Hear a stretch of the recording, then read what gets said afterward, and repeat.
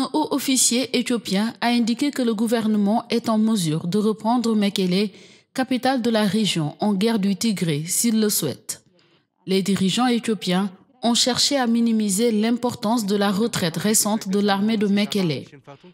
Cette ville était sous le contrôle de l'armée fédérale depuis le 28 novembre, 3 semaines après le lancement par le Premier ministre Abiy Ahmed d'une offensive pour renverser les autorités locales issues du Front de libération du peuple du Tigré.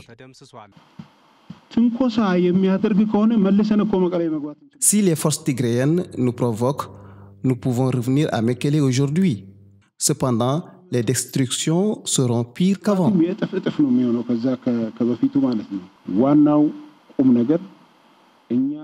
La raison pour laquelle nous avons quitté le Tigré est que nous avons une autre menace. Nous avons un autre souci et une autre menace pour l'Éthiopie. Le groupe terroriste TPLF n'est plus une menace pour nous.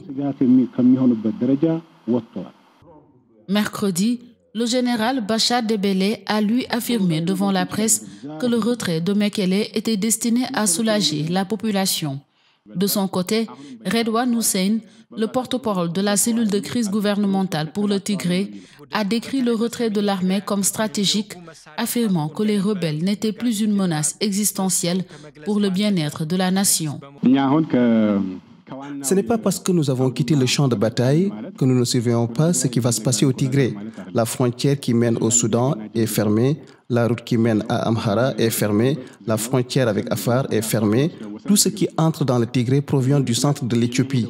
Les céréales, les produits alimentaires, l'aide humanitaire passeront, mais d'autres choses ne passeront pas.